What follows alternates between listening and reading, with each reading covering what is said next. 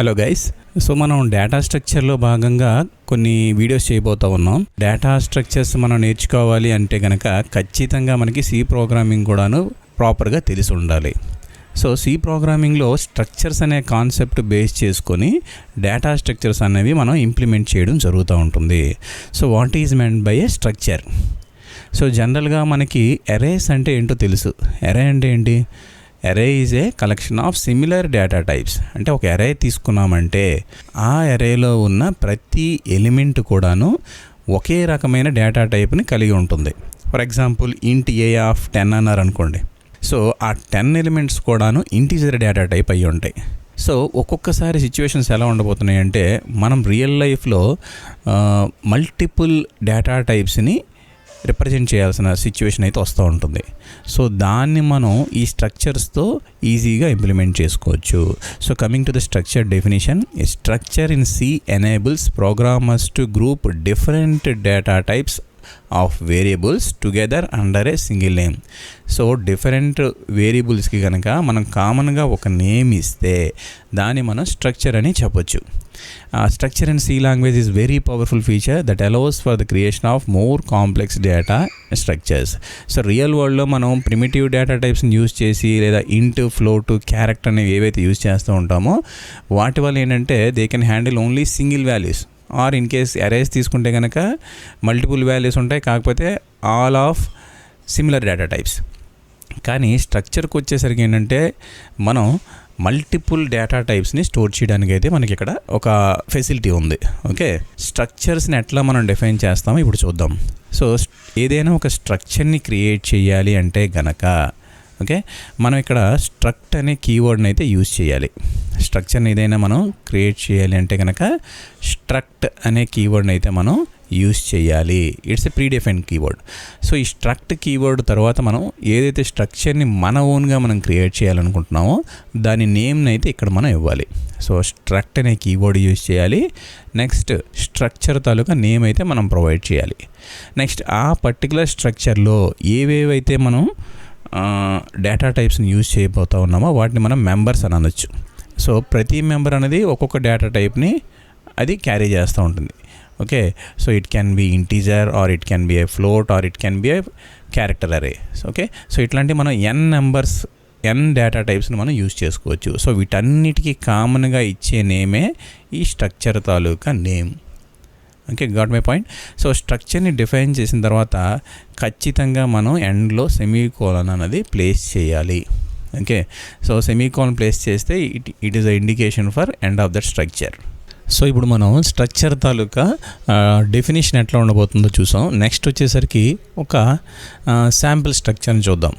So ఇందాక చెప్పుకున్నట్టు స్ట్రక్చర్స్ని మనం క్రియేట్ చేయాలంటే స్ట్రక్ట్ అనే కీవర్డ్ యూజ్ చేయాలి.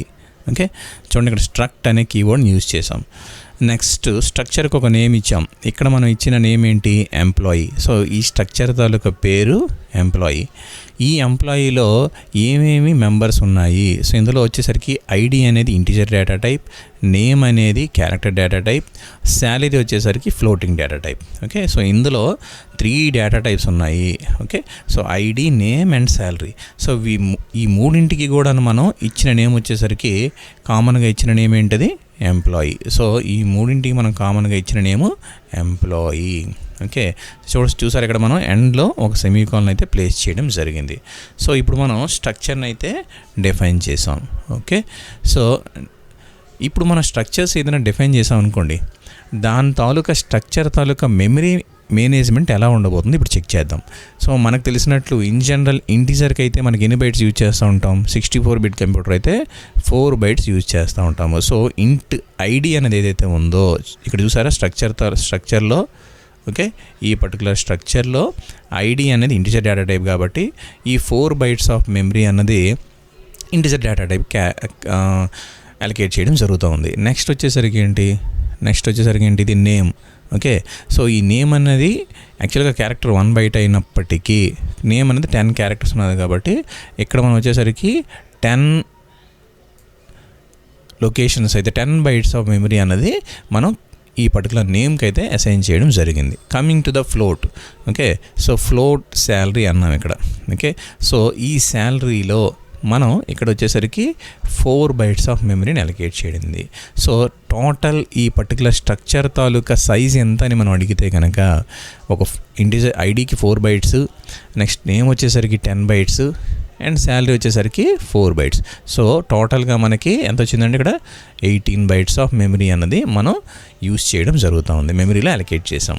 ఓకే, సో ఏదైనా ఒక పర్టికులర్ స్ట్రక్చర్ తాలూకా సైజ్ ఎంత తెలుసుకోవాలంటే మనకి సి ప్రోగ్రామింగ్లో సైజ్ ఆఫ్ అనే ఒక ఫంక్షన్ అయితే ఉందండి. సో ఈ ఫంక్షన్ యూస్ చేసి ఇన్ కేస్ ఇక్కడ సైజ్ ఆఫ్ ఇంట్ అంటే it gives 4, size of float అంటే it gives 4, size of character అంటే it gives 1 byte.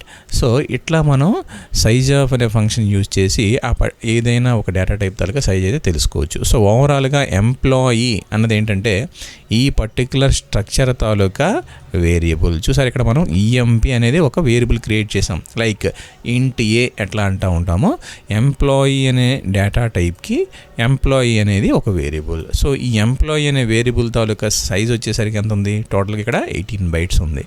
Okay, so size of int 4 bytes, size of character 1 byte, size of float equal to 4 bytes. Okay, so ఇట్లా మనం స్ట్రక్చర్కి అయితే మెమరీని allocate చేయడం జరుగుతూ ఉంది. I hope it's clear. Next, how to declare structure variable.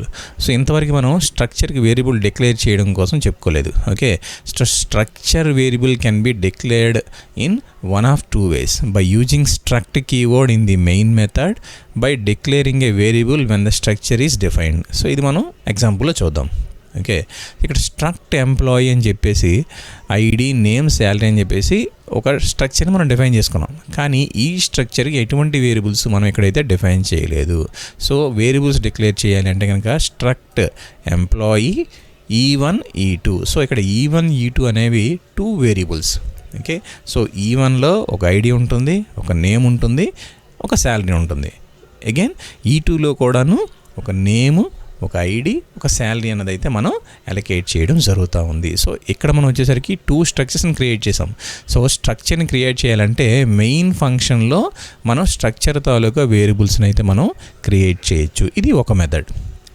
ఇంకొక method వచ్చేసరికి స్ట్రక్చర్ని మనం డిఫైన్ చేసేటప్పుడే డైరెక్ట్గా మనం ఈ సెమీకోలన్ ఏదైతే ఉందో దానికంటే ముందు కనుక స్ట్రక్చర్ వేరియబుల్స్ని డిక్లేర్ చేస్తే దాన్ని స్ట్రక్చర్ వేరియబుల్ డిక్లరేషన్ అని కూడా చెప్పొచ్చు.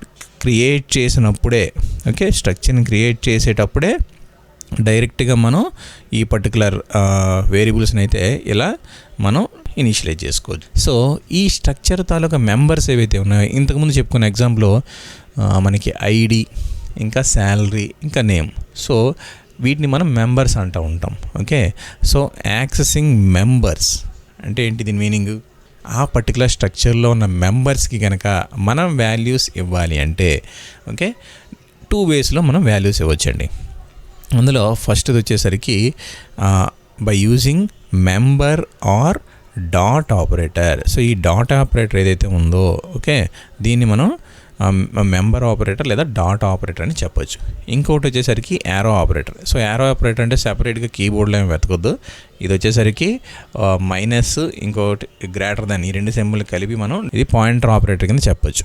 ఇండైరెక్ట్ ఆపరేటర్ అని కూడా అంటూ ఉంటారు. ఓకే, సో స్ట్రక్చర్స్ని మనం స్ట్రక్చర్ తాలూకా మెంబర్కి డేటా ఇవ్వాలంటే డైరెక్ట్గా అయితే డాట్ ఆపరేటర్ యూజ్ చేసి మనం వాల్యూస్ ఇవ్వడం జరుగుతూ ఉంది.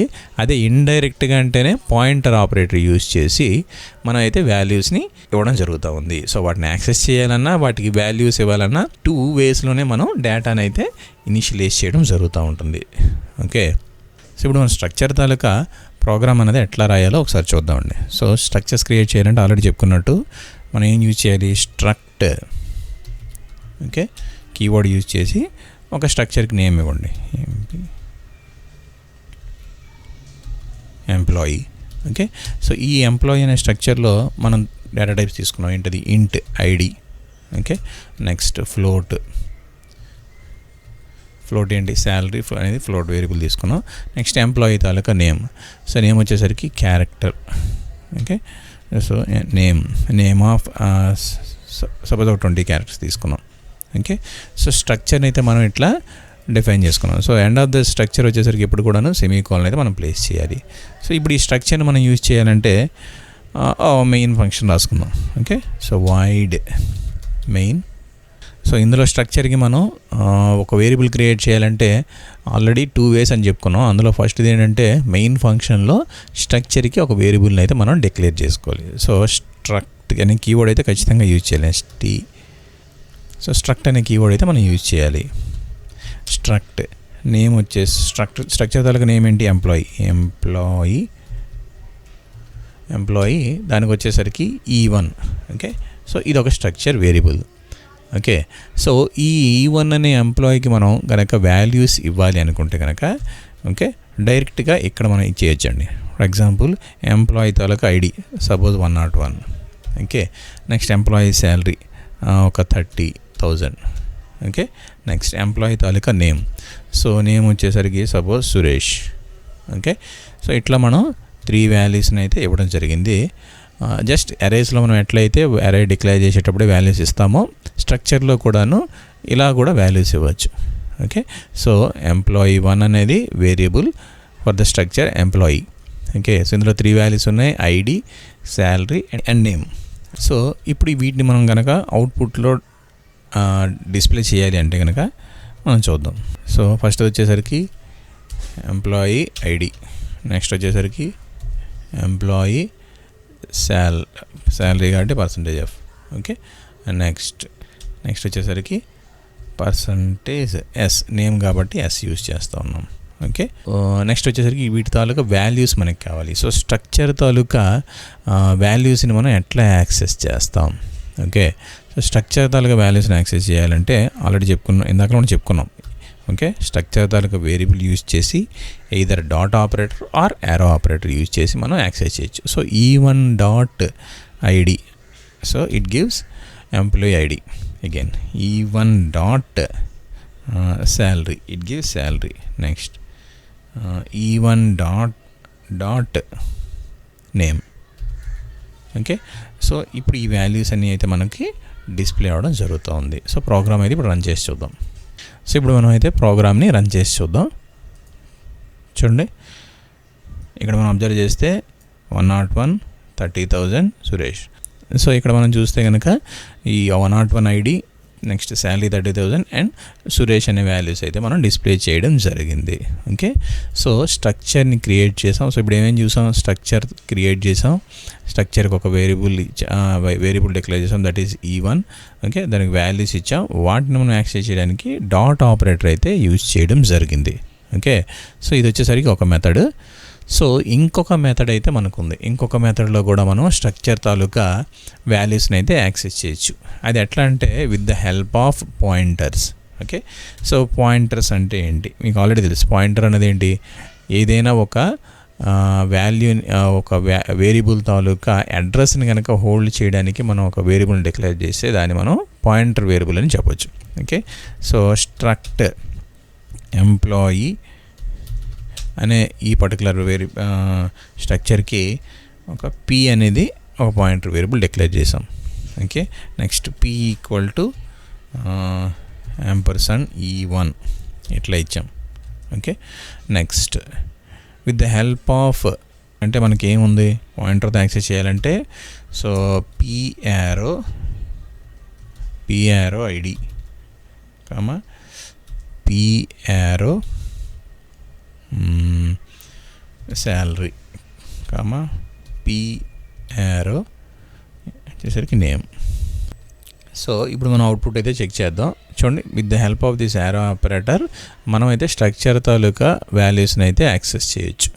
ఓకే, స్ట్రక్చర్ తాలూకా మెంబర్స్ని అయితే మనం యాక్సెస్ చేయొచ్చు. సో దీని అవుట్పుట్ చూద్దాం. ఓకే, చూడండి, ఇది డైరెక్ట్గా మనం యాక్సెస్ చేసాం.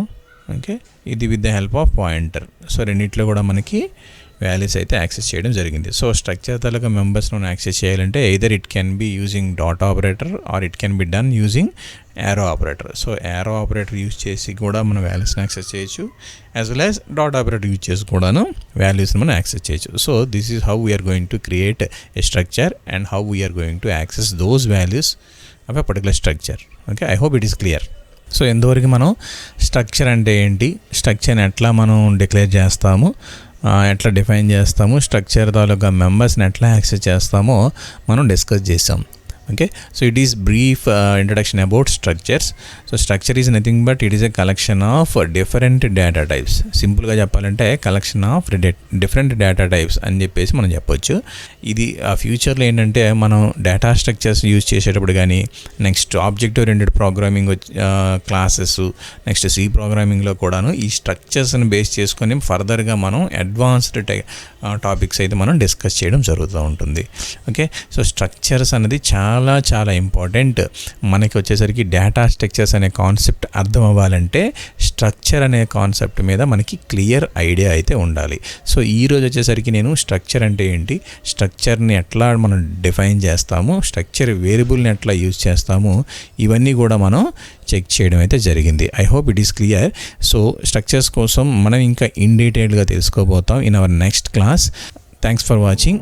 మీకు గనక నా వీడియో నచ్చినట్లయితే మన ఛానల్ని సబ్స్క్రైబ్ చేయండి, మీ ఫ్రెండ్స్కి షేర్ చేయండి, అట్ ద సేమ్ టైం మన ఛానల్ అయితే లైక్ చేయండి. Thanks for watching. Thank you.